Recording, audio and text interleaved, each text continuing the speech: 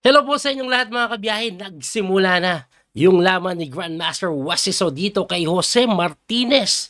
Naku po, sila po yung nagkita sa Division 2 kasi nalaglag si Wesley sa Division 1 eh. Tinalo ni Sarana, napunta siya ngayon sa Division 2 at eto na, si kalaglagan niya ngayon si Martinez. Puti si Wesley, kanina pa nag-start, i-play ko na, D4 po pinawalan ni Wesley, Knight F6, nag C4, E6, tapos Knight F3, tumira po ng D5 and then nag G3, aba katalan. Pinasok ni Wesley yung paborito ni Dubob na tinuro ni Dubob kay Magnus na pinalaban kay Nepo noon, no? So pagkatira po ng G3, nag-8-6 lang yan. Tumira naman Bishop G2, nag-Bishop D6, castling lang, nag-castling lang din, Queen C2, yan, normal po na setup yan sa Katalan, nag-Knight D7 develop, Rook lang po sa D1, and then nag-B6, after B6, Knight C3. Pagka Knight C3, tumira ng Bishop B7, nakinain po yung D5, binawi ng pawn, and then knight lang po sa B5, napakaganda niyan. Kasi pag gumalaw to, bagsak to eh. Ayan no. Kaya nga sa posisyon na ito, slightly better na daw po si Wesley, pero nag-Bishop A6 lang, kinapture takes, and then tumira ng Rook E1 to defend the pawn on E2. Bakit? Pwede po kasing gumalaw ito ngayon. Ayan. So, nag-Rook E8 po yan, pinapressure, Bishop E3 lang si Wesley. Medyo nasupresa ako dyan, ha? Kasi may talong po, eh. Pero okay lang, pag tumalon, pupunta dito, may pressure doon. Siguro, ganun yung plano ni Wesley. Anyway, nag-iisip ngayon si Jose Martinez kung ano ang gagawin niya. Si Wesley, tingin ko ang plano nito, later on, pwede po siya mag-Queen A4. Yan yung mga nakikita kong gagawin yan eh. Sa kasalukuyan, lamang ng kaunti daw si Wesley. Pero pagdating naman sa oras, lamang pa nga ng kaunti. Si Jose Martinez. By the way guys, baka hindi nyo alam. Si Jose Martinez po, talagang nananalasa po yan ngayon sa online. Binugbog niyan si Kramnik 2-0 sa Title Tuesday. Dinalawang sunod na si Magnus Carlsen sa Title Tuesday. Nung nakaraan, tinalo si MBL, sila Anish Giri at iba pang malalakas na player sa first leg po ng Champion Chess Tour. Grabe siya dun. Galing ni Jose Martinez doon. Tingnan natin kung anong mangyayari kay Wesley. Kasi medyo mahaba-haba yung time po na ngayon, 10 plus 2. Anyway, sabi nila, si Martinez daw dapat maglaro ng over the board kasi masyadong magaling sa online eh. Pero ako, sa totoo lang, naniniwala na magaling talaga. Parang wala namang pandaraya. Pero nakakapagduda lang kasi alam mo yon. Usually kung sino magaling sa over the board, dapat magaling din sa online. Pero may mga magagaling naman sa online na pag over the board, hindi masyadong napapansin kasi puro talo. Anyway, tumalo na po sa Knight E4. Ito pong si Jose Martinez. At sa ngayon, si Wesley naman ang nag-iisip. Lamang na konti sa oras si Wesley, no? Pero anong gagawin niya? Itutuloy niya na kaya yung sinasabi ko, Queen A4. Kasi yan yung magandang square niyan eh. May pressure sa bishop yan eh. Pinipilit mong bumalik yung bishop sa loob, tapos gaganyan ka na lang. Since pangit yung pawn structure, yan po yung pinaka-ilalaban mo. Yung pangit na pawn structure na yan. Pero tingnan natin, ginawa na nga ni Wesley, parang nakikinig lang. So, ayan po, inaatake yung bishop. Pwede po sa bishop C4 yan eh. Kaya lang, baka madali pa yan ng tulak na ganun, makulong eh. Kaya malamang sa malamang, babalik yan. Hindi din magandang tingnan yung Queen C8 to deepen. Kasi pwede po ata yung mga ganun. Ayun na nga, bumalik na lang. So, since bumalik na siya, ayun, Rook C1, ayan yung mga sinabi ko kanina. Eto si Martinez, tingin ko magiging development yan, A6, B5. Ganyang idea. Pwede ganon, pwede din Queen na ganon. So, most likely mag-A6, B5. Tingnan natin kung yun yung gagawin niya. Si Wesley so kasi tingin ko dadahan-dahanin niya naman, mga something like that. According kasi sa structure, talagang sa Sibal maglalaro si Wesley so dito eh. Hindi po kasi ma-counter na ganon dahil babagsak to, kaya kinakailangan talaga ata yung A6 in order to go B5. Ay, nag-A6 na ka, parang nakikinig lang sila sa akin mga sir. Live po akong nanonood ha. Hindi to replay. Pero nangyayari mga sinasabi ko. Manguhula ako eh. Madam Auring.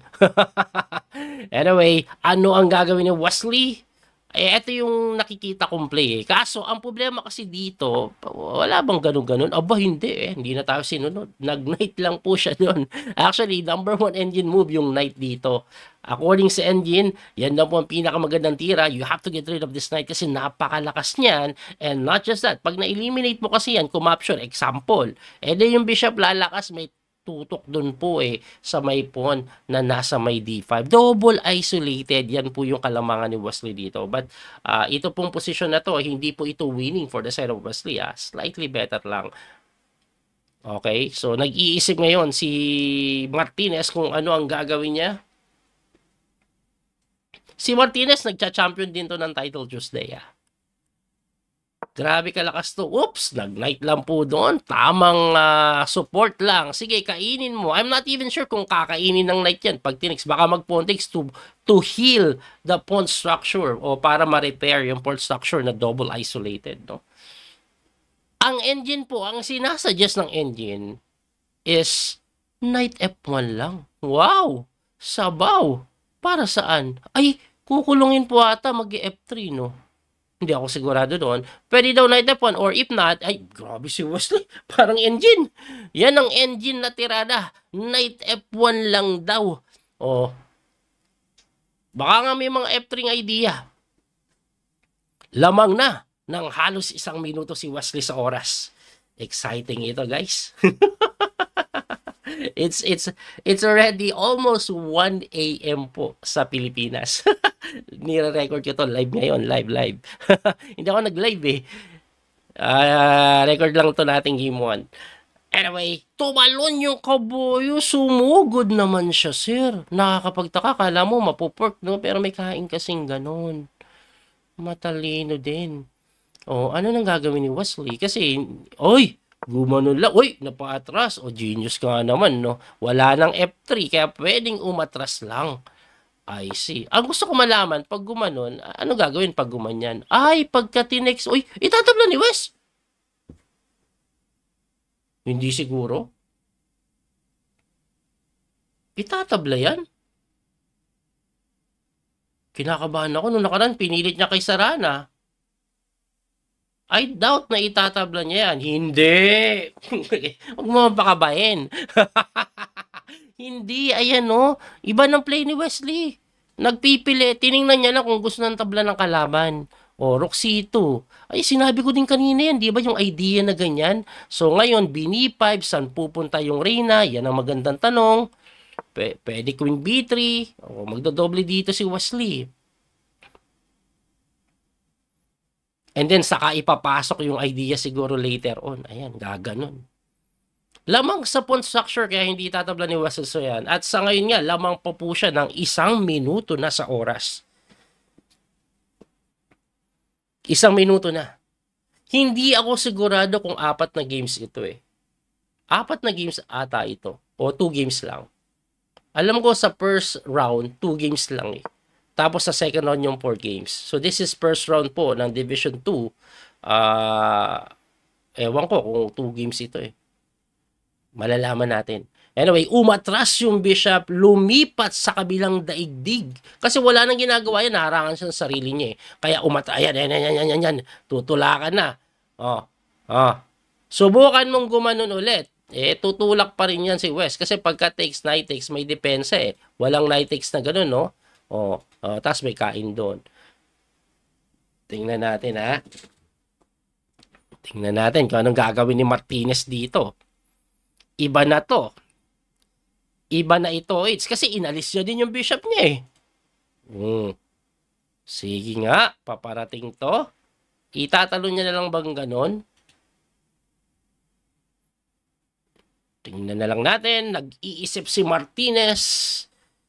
Lumalaki na po yung kalamangan sa oras ni Wesley. Ang time control po, 10 minutes plus 2 seconds increment. Wag po kayong magtataka guys kung daldal ako ng daldal kasi may mga basher tayo. Ang masyado kang maingay, ang bagal lang tira, i-move mo na lang. Live po akong nanonood ngayon. So, naghihintay tayo sa tira nila. Sa katawag po dito guys, live commentary. Relax lang kayo. Hindi po ako nagdadaldal dito dahil gusto ko lang. Anyway, ayun, pumasok yung bishop sa F5. Inaatake ito. Pero may mahahagip ba? Mukhang wala namang mahagip, no? In-F3 pa rin nga, eh. O nag-night lang doon. Saan pupunta tong tore? Inaatake. Inaatake yan. Malamang umatras. Hindi maganda dito, eh, no? Pwede din. Tinire. Hindi maganda doon, no? Iniisip ko kasi parang parang baka matempuhan 'yan pag nandiyan. Pero mukhang kailangan para tulong depensa din doon yung Rey na malayang makaalis. Anyway, nag-iisip ngayon itong si Martinez. Ang magiging play dito ni Wesley later on, atras to eh. Nararamdaman ko. Atras yan.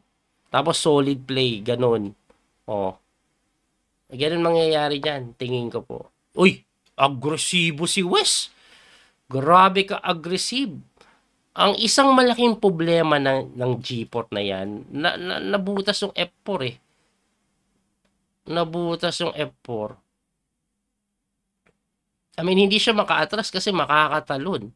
Ayun pala yung gustong square ni Wesley. Knight goes to G3. Pwede kang tumalon doon. Pero nag-rook lang po doon na kung saan mali. Kasi matetempuhan eh. Pagka takes, rook C1, so kuha ni Wesley bigla yung open file ng malinis. Nag-iisip si Wesley ngayon, lamang po siya ng mahigit 1 minuto. Anong ititira ni West? Rook takes lang daw po according sa engine, and then rook C1. No, rook C1 siguro. Ayan, rook C1 na nga. And then nag-queen move, of course, and now nakuha niya yung file. May atake pa sa king side. Pwede din po ganire eh. Ayan no. Tapos tulak, tapos babagsak po ito. Ayun na nga ginawa ni Wesley. Grabe si Wesley. Parang mala-engine yung mga galawan. Grabe, no? Oh. Grabe si Wes, no? Ginagalingan niya din eh. Idea is G5 and then knight moves away. I'll grab that pawn on D5. Yan ang magiging problema dito ni Martinez na umangat lang. Bakit pinipressure ito? Pero alam nyo ba? Hindi nyo pa alam. Ay, hindi ko pa din alam kung ano tira eh. Hindi, may tira po. Sabihin po ng Indian, Queen C3 lang daw. Lamang na si Wesley. Lamang din po siya ng halos 2 minuto. The point is to depend upon. And then, sosokpahin. Pag kinapture, grabe yung tore, mananalasa dyan. Yung mga pawn na weak, unti-unting maaatake. Uy! Nagsarili! Eh di may G5 na guys. Ayan oh. Oh, saan pupunta yung kababy mo? Tumakbo ka dyan. Anong tira? F4, grabe engine move. Bakit? Ayan no, ngingisayin ka. Ngingisayin. Eh pag nag-bishop E4 ka, kahit kainin na lang yan. Mali pa ako, kainin na lang yan eh. Oh, hindi ko alam kung ano yung kakainin ni Wesley dyan. Pero obviously, white is better here. Talagang umaatake na ng husto si Wesley. Sino nagsabing engine tira ni Martinez? Parang si Wesley yung engine eh. Hanip na tira ni Wesley. So yan, napaka-accurate. Ano nang gagawin?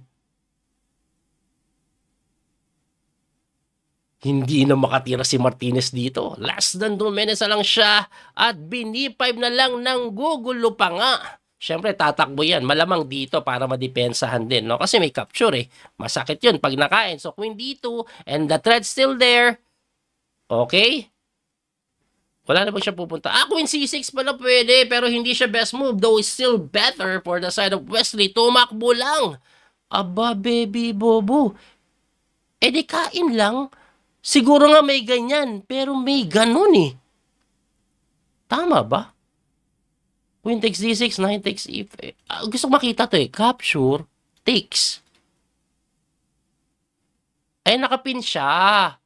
Nakapin. Eh, kahit iatras mo lang, nakapin eh. Nakapin. Tapos may rook dito. Atras lang. Kakainin lang. And then after knight takes, kahit siguro atras lang. Ayun, panalo na. Nakapin eh. Eh, threat yung ganito oh. Nakapin ka pa. Oh. Kainin lang yan, queen takes d6, completely winning na. Pinag-iisipan lang ni Wesley mabuti yan. Less than 3 minutes si Wesley, pero 1 minute. Oh, kinain nga yung d5 eh. Mas masarap palang tikman yan. Wala ka ng kain. So that is 1 point up, plus may paparating pa, plus may isa pang chachap-chapin, mamaya chachap-chapin natitikman dyan. And this is completely winning for the side of Wesley, pero alam nyo naman pag wala pong oras, kailangan medyo alisto ka pa rin kasi anything can happen eh. At ayan na, may threat po dito. So anong tira? Pinakamaganda, depensahan, atras. Doon siya umatras. Pwede din. Pa rin yung threat, to. 1 point up na. May threat pa dito. Naku po, napakadami ng lamang. Napakadami ng lamang. And as of the moment, last na minute lang po si Martinez. 2 minuto. Mahigit ang kalamangan ni Wesley So ngayon sa oras. And I think this is Sid Pansit. Nanggugulo pa. Kakain siya dun eh. Kakain siya, no? Hindi ba pwede itulak na lang? Di ba tapos na?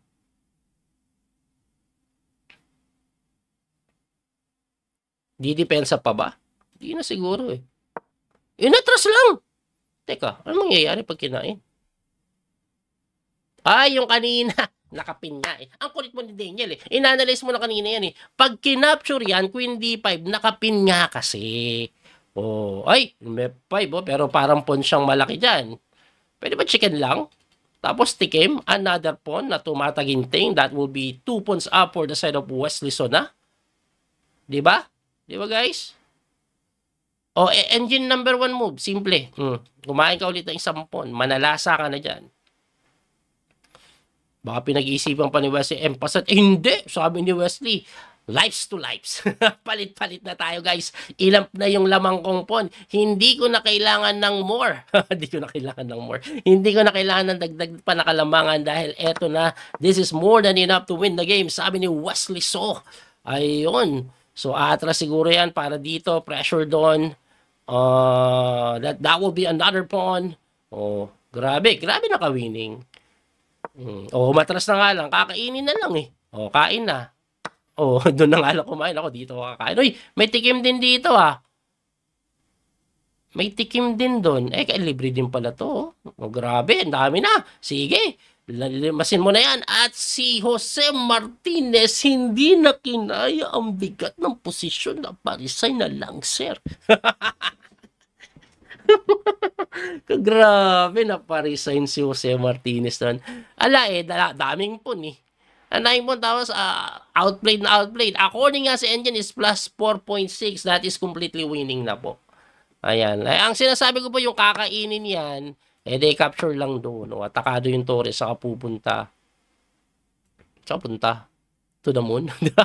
Walang square. Walang Joe. Wala eh. Wala. Mahirap na i-analyze yan. Anyway, grabe si Wesley, no? Napaka-sharp. Yan. Analyze ko pa ba? Na-explain ko na yung mga tira kanina eh. Tinira din ni Wesley. Galing. Hanggang dito na lang muna tayo. Abangan nyo yung susunod na game. I-record ko ulit.